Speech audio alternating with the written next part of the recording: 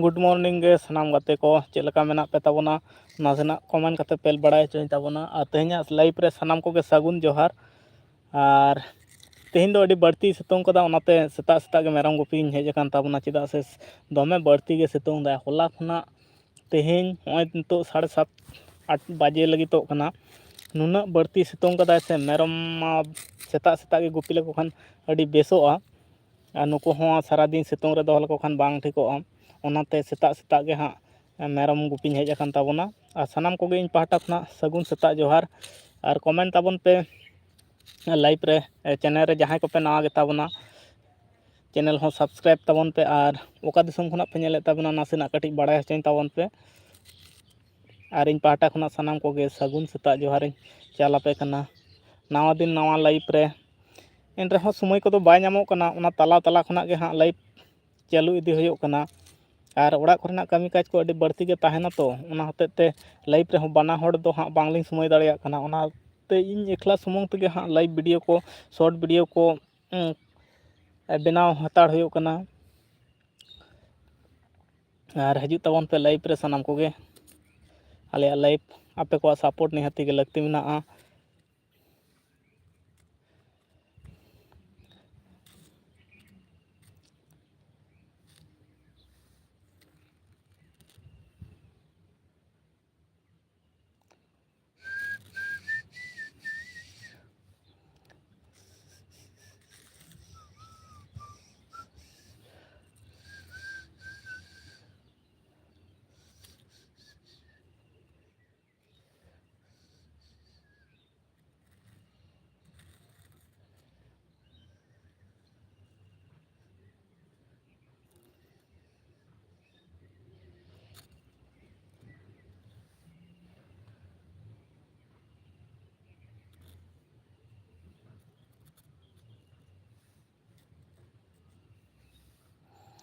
चुरा के दिल तेरा मैंने पाया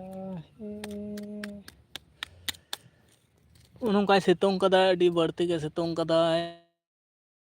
आने अंतर मेरम को दो का कुतिया जाव दिन लेका गे सितुंग दिन सेटेरना और बढ़ती सितुंग दाय लेपो मंडी ब्लॉक हाय लेपो मंडी जोहार गे दाका कम जम बड़ा केदा से बांग लय तलांग में फास्ट लाइक रेम हेजना और एंते रहो इन तो लाइव बन जे तहें नोतरे मेरम गुपी हेजन खान दो आदो भावित कदे एकला एकला चेद इन चिकैया ओना होतेते लेपो मंडी होय बगिए दिनाय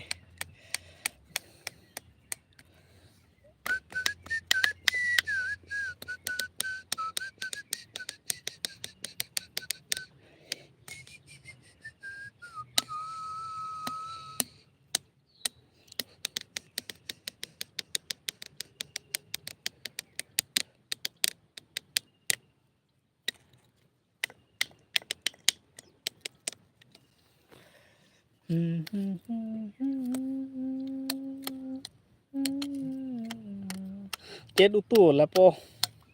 तेहिन दो इन मा दाका एखोनो अरिन जमा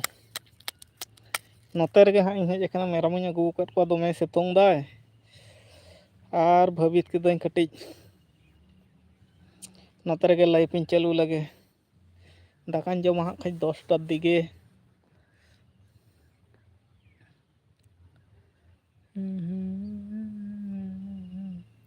दाकाम जम केदा औरी औरी औरी दाका गे औरिन जमा दाका गया औरिन जमा मेरम गुपी हेज अकाना तेहिन दो मेरम गुपी दिन के मेरम गुपी हजुआ तेहिन दो मेरम गुपी सेता सेता गे अगु कद को हाँ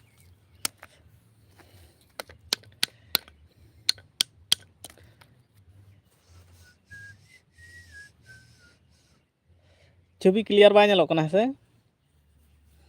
झपसा कान तिया होला हो दाग रिन इजरिन बाली रिन बुजुत चोकेदा आलू और कॉपी बाबा अडी सिविल सिविल आदिया आले दो होला हाकु साबिन चावलना उनको हाकु गे मेना को होला ले चावलना नोडे रानी चौक बात और तेहिन को चला खान दो चला हुआ मोटामुटी ढेर गेले गुलेट को हटिंग होइलना को उनका 500 लेका गे आदो उनको गे होला जम हुई कना आरो तेहिन जम हुई हाँ खाय छवि क्लियर बा ñeloग कना रोड चिकाम आजम दा रोड आजमोग कना बेस रोड आजमोग कना से बांग माइक बानी अगू कदा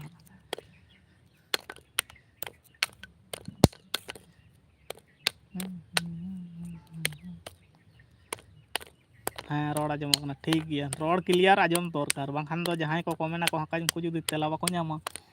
ताले अडी बांग ठीक गेको बुझाव गदा को रोड के जुदी स्लोआ माइक बाई साब गुतराल दा अटू पटुñ हेजना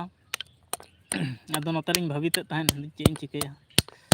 ताल लाइफ इन चालू का गे जैसे रहो निया समय मा लाइफ रे हड़ दमे बांग को हजु कना एन रहो कमी तो कमी का होयोआ लाइफ रे तो ताहे होयो गया ओना हतेते माड़ांग जीवन को हज को नेतार मा उनका बाको हजु कना को दिन कलम भाई को हेल लेन नेस हो किछु दिन लहा खना डाउन रे चिके कान चो अड्डी गान होड़ा गे उनका कना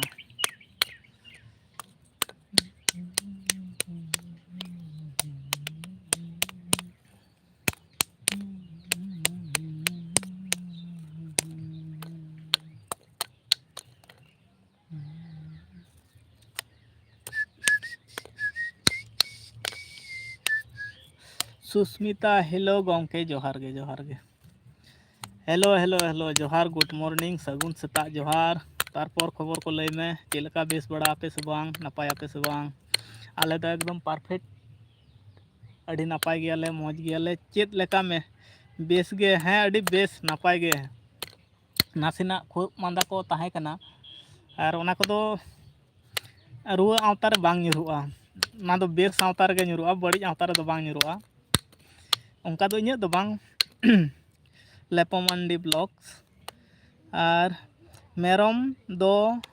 तीरेम इदी कोआ मेरम दो हाँ इदी कोआ नितो तीन का साढ़े कना पे हाँ तेन दो 8टा 7:30 दिगे अगू का कोआ इदी को उनका 10टा से दाका हों और जमा अटू पटू गिन अगू का चेदा से होला दमे सितुंग लेदाय आदो ओना होते तगे इन दो नापाय गे अच्छा अडी बेस ओड़ा नैहार से दम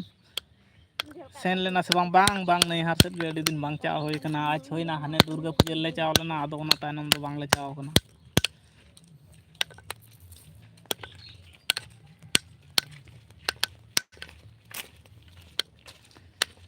अडी दिन होयना आज हाना दुर्गा पूजा तार माने कम दिन होयना अडी दिन गे होयना आदो ओना तला करे दो हाँ बांग चाव होय कना आदो चाव होयोआ हाँ हापे 30 कोते ले चला आ ओना तला रे बहुत दिन किन चाव लेना इन दो बन चलाव कना बहुत बिटी तकिन चलाव लेना बरसिंग किन ताहे कान ताहेन ओंडे ओना सोर गे हाँ छोटो खाटो हाना शिवरात्रि समय रे प्रोग्राम को होयना इन ऑक्टो रे किन चाव लन ताहे आदो बांग किन चलाव कना आदो इन दो बन चाव कना इन दो एटा जायगा हाँ इन दिन रे मेला ताहे कान ताहेन हाने हानते ओना पूर्व मेदिनीपुर साइड उनतें चावलना उनते इन हिलोग गिन बोलना ओना हो बाइन ताहेलना आदो गाते को अडी आयमा ले ताहे कना ओना हते तो बाइन बोलना इन हो बांग इन चलाव कना गमके मामो ओड़ा ओना गेतुन लेदा तीसेम हजुआ हाँ खबर ताबन में हाँ बो ᱧᱟᱯᱟᱢᱟ और ᱧᱟᱯᱟᱢ गोदा अबो अडी उसरा गे ओंडेम हजु मा आदो नैहार करे तो चाव लंखान जमन्यू गिति दुड़ू अपना लेका ते तो बाम ताहे दाड़िया हाने मिद दिने मेन के लेका एटा ओड़ा रे ताहे को तारपर आमा स्वाधीन लेका ते बाम ताहे दाड़िया जतो खना ओना गे होय जे नितो नते रे लाइफ इन चालू केदा नैहारम चाह लंखान समस्या दो ओना गे आको लेका ते ताहे हुयो तमा दे चेद को ले पेड़ा ठेन दो पेड़ा ठेन लेका गे ताहे हुयोआ इना गे कना आदो निजेरा ओड़ा अतु दिसम रे चिका बेसम ताहेना एटा ओड़ा मामका तीरे के मने केदा उन रे गिती दुड़ुब जम न्यू बांगे लेतार ना मेना ले लतार बाड़गे होय बाड़गे लतार मेना냐 होय से ओना कथा गे होय ओने लेके लेका माने निजेरा सदिन ते बाम ताहे दाड़िया नितो भाबित केदा जे लेका नितो बेस बन बियोदा नासेना गिती आ जुदी ओना जायगा रेम गितीजा सेम दुड़ुबा गिती केतेम ताहेन मा जामा चिकेना बिन चिलका बिन बुझेवदा से जहाना असुविधा से चे रगीना से चेत नोंका मिटांग अडी रकम आर एमनी जायगे जुदी आदो आबो मा चिका निजेरा ओड़ा दो सरीगे अडी बेटारा जतो खना लेपोमंडी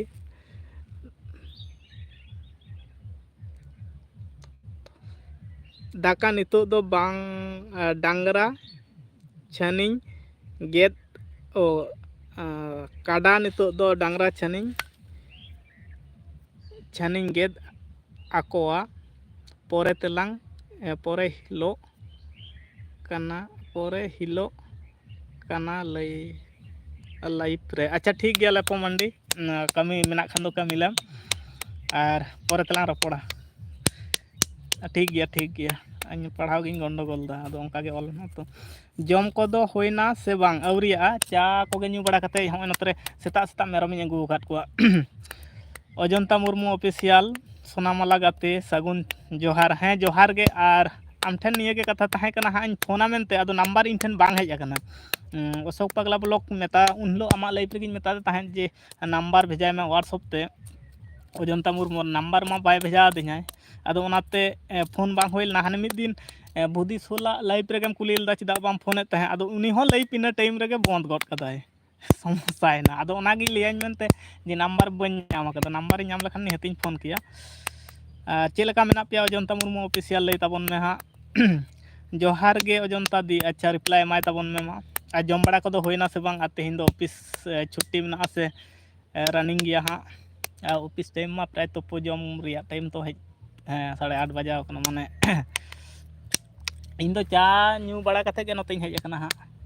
सेता सेता के नतरे मेरम इन अगु का उनको हांडी दहो का को ना बाड़गे टेन ओने मरीच दारे को रहोय कदा को अदो ओंडे गे कटी फाक मेना ओंडे गे अगु का को तिन दहो का को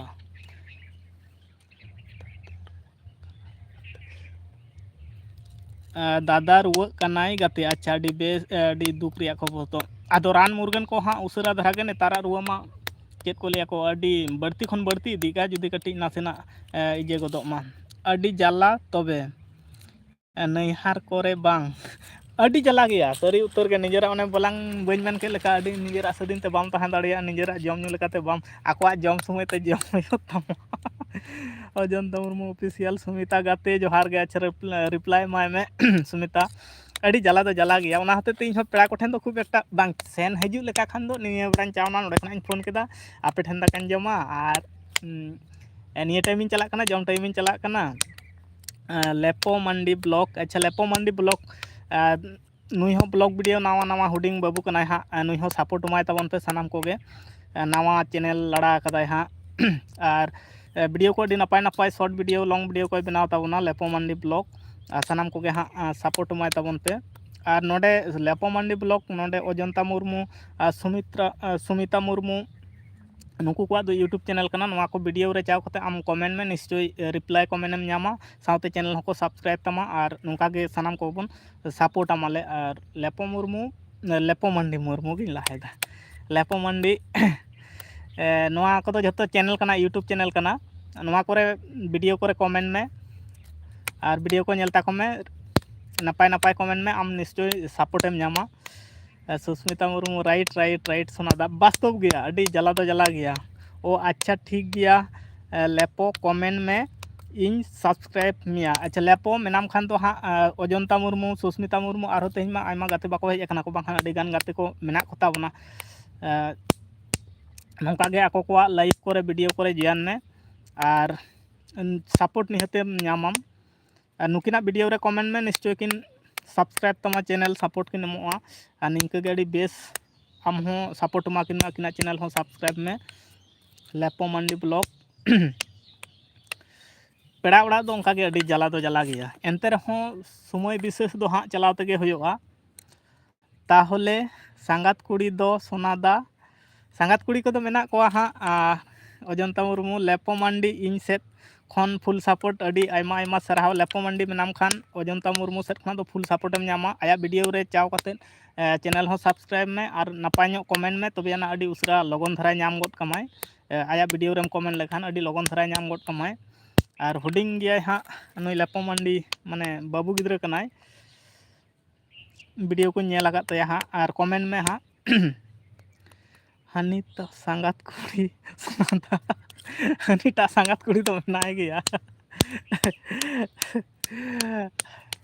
ᱟᱨ ᱤᱧᱟᱹᱜ ᱠᱚᱯᱟ ᱨᱮᱫᱚ ᱟᱹᱰᱤ ᱜᱮ ᱫᱩᱠ ᱴᱟᱭᱤᱯ ᱪᱮᱫᱟᱜ ᱚᱱᱟ ᱱᱟᱹᱭᱦᱟᱨ ᱪᱟᱣ ᱫᱚ ᱡᱚᱛᱚ ᱠᱷᱚᱱᱟᱜ ᱟᱹᱰᱤ ᱜᱟᱱ ᱦᱚᱲ ᱠᱚ ᱞᱟᱹᱭᱟ ᱠᱚ ᱱᱟᱹᱭᱦᱟᱨ ᱪᱟᱣ ᱞᱮᱠᱷᱟᱱ ᱟᱹᱰᱤ ᱵᱮᱥ ᱵᱩᱡᱷᱟᱹᱜᱼᱟ ᱪᱮᱫᱟᱜ ᱚᱸᱰᱮ ᱫᱚ ᱤᱨᱤᱞ ᱠᱩᱲᱤ ᱜᱮ ᱵᱟᱹᱱᱩᱜ ᱠᱚᱣᱟ ᱡᱚᱛᱚ ᱠᱷᱚᱱᱟᱜ ᱫᱩᱠ ᱠᱟᱛᱷᱟ ᱫᱚ ᱦᱩᱭᱩᱜ ᱠᱟᱱᱟ ᱫᱚᱢᱮ ᱠᱚ ᱦᱩᱰᱤᱧ ᱦᱩᱰᱤᱧᱟ ᱢᱟᱱᱮ ᱱᱤᱡᱮᱨᱮᱱ ᱢᱟ ᱵᱟᱹᱱᱩᱜ ᱠᱚᱣᱟ ᱢᱤᱫᱴᱟᱝ ᱛᱟᱦᱮᱸ ᱠᱟᱱ ᱨᱮᱦᱚᱸ ᱩᱱᱤ ᱦᱚᱸᱠᱚ ᱜᱚᱝ ᱠᱟᱫᱮᱭᱟ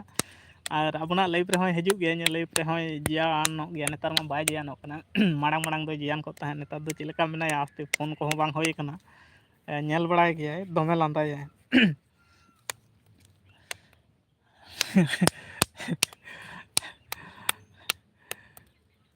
ᱦᱳᱭ ᱱᱚᱸᱰᱮ ᱠᱷᱚᱱᱟᱜ ᱠᱟᱹᱴᱤᱡ ᱪᱩᱞᱩᱝ ᱤᱧ ᱥᱟᱦᱟᱜ ᱛᱟᱵᱚᱱᱟ ᱱᱚᱸᱰᱮ ᱢᱤᱫᱴᱟᱝ ᱠᱟᱹᱠᱤ ᱟᱭᱳ ᱢᱮᱱᱟᱭᱟ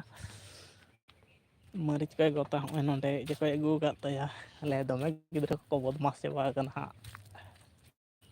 ᱱᱚᱛᱮ